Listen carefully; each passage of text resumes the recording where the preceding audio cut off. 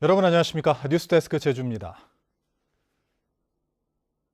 제주 4.3 당시 불법 군사 재판을 받은 수용인들 가운데 일부 생존자와 유족들은 최근 재심을 통해 무죄를 받았는데요.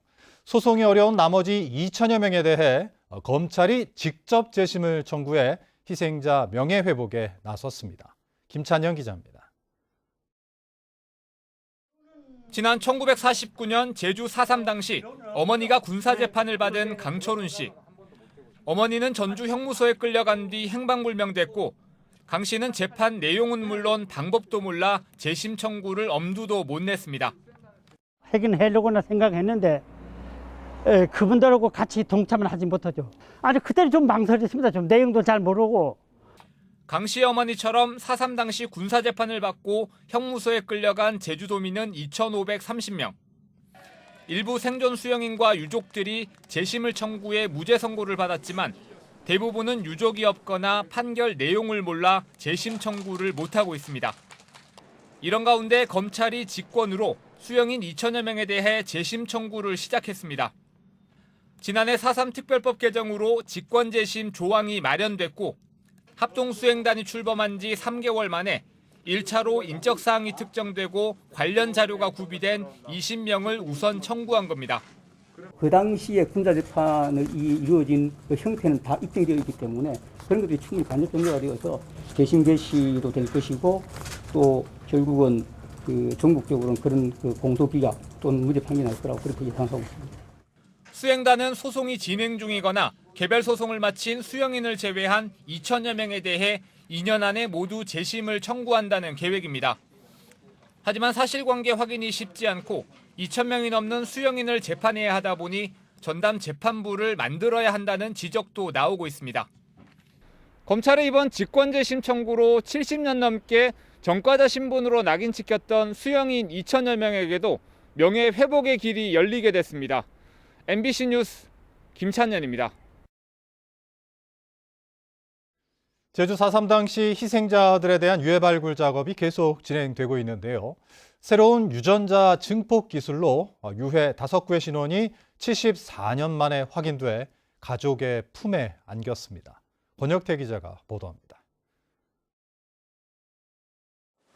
가로 세로 30cm, 하얀 천에 둘러싸인 유골함이 차례차례 들어옵니다. 74년 만에 유골로 부모 형제를 마주하는 유족들은 향을 피우고 맞이합니다. 이번에 신원이 확인된 유해는 모두 5구. 3명은 불법 군사재판의 희생자였고 2명은 행방불명 희생자였습니다. 지난 2007년부터 제주공항에서 발굴된 뒤 15년 가까이 신원이 밝혀지지 않다. 이번에 새로운 유전자 증폭 기술로 가족을 찾은 겁니다. 가족들이 많아지고 또 새로운 방법을 도입해서 결과도 얻을 수 있었던 게 의미가 있지 않을까 생각이 듭니다. 그동안 유해 봉안관에서 영문과 숫자를 조합한 8자리 코드로 불렸던 희생자들은 이제야 제 이름을 찾았습니다.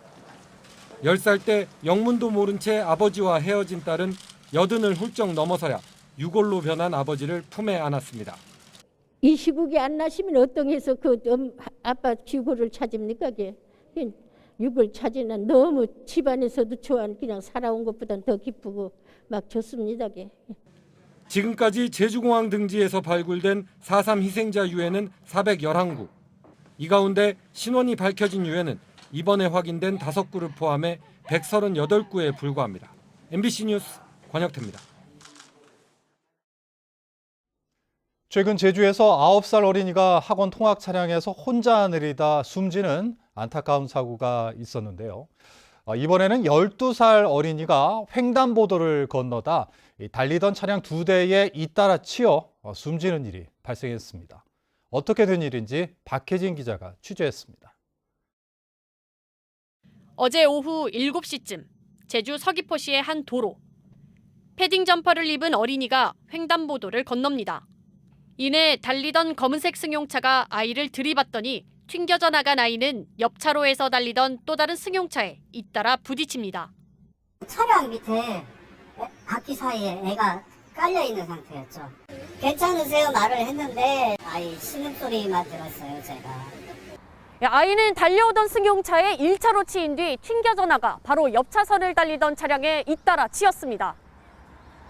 학원을 마치고 집으로 가던 12살 A양은 머리 등을 크게 다쳐 병원으로 옮겨졌지만 끝내 숨졌습니다. 그런데 A양을 1차로 충격한 승용차 운전자 67살 B씨는 사고가 나자 차에서 내려 상황을 확인하고도 별다른 조치 없이 현장에서 사라졌다 1시간 만에 자택에서 경찰에 붙잡혔습니다. 경찰 조사에서 B씨는 A양을 발견한 뒤 차를 멈췄고 옆 차량이 사고를 낸 줄 알고 집으로 갔다고 진술한 것으로 전해졌습니다.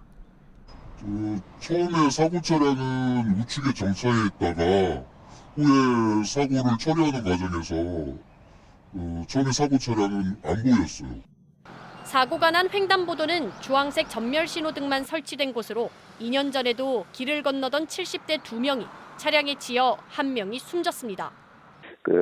다기능 횡단보도 안전 지킴이라고 있습니다. 발광형 표지판이라고 생각하시면 되는데 그 발광형 표지판 밑에 횡단보도를 비춰주는 투광등 기능하고 상반기에 교통사고 사망 지점에 경찰은 1차 충격 후 현장을 빠져나간 운전자 B씨를 뺑소니와 도주 치사 혐의 등으로 입건하고 2차 충격 차량 운전자 60살 C씨도 과실 치사 혐의로 조사하고 있습니다. MBC 뉴스 박혜진입니다. 어제 오후 9시 15분쯤 제주시 1도 2동의 모 아파트 단지 입구 안쪽 수도가에서 냉이를 씻던 70대 여성이 단지에 진입하던 차량에 깔려 병원으로 옮겨졌지만 숨졌습니다. 경찰은 피해자를 미처 발견하지 못했다는 가해 차량 운전자의 진술을 토대로 정확한 사고 경위를 조사하고 있습니다.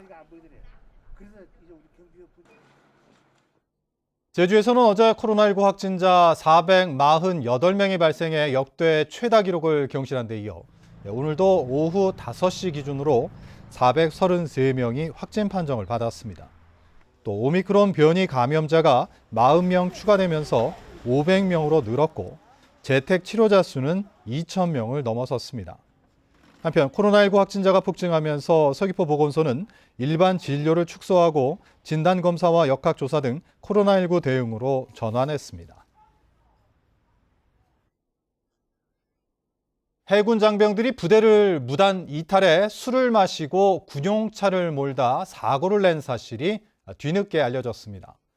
지난달 2일 새벽 제주시 추자면의 한 도로에서 해군 3함대 예하 부대 소속 수병 20대 A씨가 동료와 술을 마시고 군용차를 몰다 경계석을 들이받았고 같은 날 또 다른 수병 4명도 다른 군용차를 몰고 부대를 벗어났던 것으로 드러났습니다.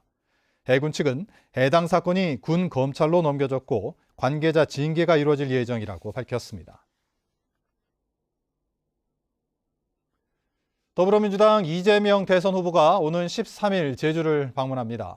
더불어민주당에 따르면 이재명 후보는 일요일인 오는 13일 제주를 찾아 4.3 평화공원을 참배하고 평화교육센터에서 제주 관련 공약을 발표할 계획입니다. 또 서귀포시로 이동해 독립유공 애국지사와 간담회를 연 뒤 서귀포 매일 올레시장을 방문해 유권자들을 만나 지지를 호소할 예정입니다. 부순정 제주녹색당 공동운영위원장은 제주도의회에서 기자회견을 열고 제주녹색당 도지사 후보로 출마하겠다고 공식 선언했습니다. 부순정 예비후보는 제주국제자유도시를 향한 그동안의 개발 지상주의를 멈추고 특별자치도 출범으로 비대해진 제주도지사의 제왕적 권한을 제주도민에게 돌려주겠다고 밝혔습니다. 도의회 임시회에서 환경보전 기여금 문제가 도마에 올랐습니다. 제주도의회 환경도시위원회 2차 회의에서 더불어민주당 강성민 의원은 최근 국민의힘 윤석열 대선 후보가 환경보전 기여금에 대해 부정적인 입장을 내놨다며 이 문제는 여야를 떠나 제주의 이익을 위해 반드시 관철돼야 한다고 밝혔습니다. 이에 대해 국민의힘 이경영 의원은 윤 후보의 생각은 입도하는 사람마다 인도세 형식으로 부과하는 게 바람직하지 않다는 것이지 환경보전기여금 자체를 반대하는 게 아니라고 반박했습니다.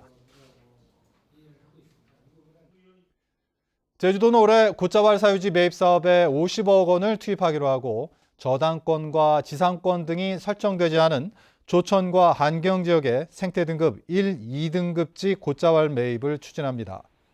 제주도는 지난 2009년부터 지난해까지 예산 512억 원을 들여 곶자왈 사유지 502헥타르를 매입했습니다. 도민들이 만든 조례안을 청구하는 절차와 요건이 완화됐습니다.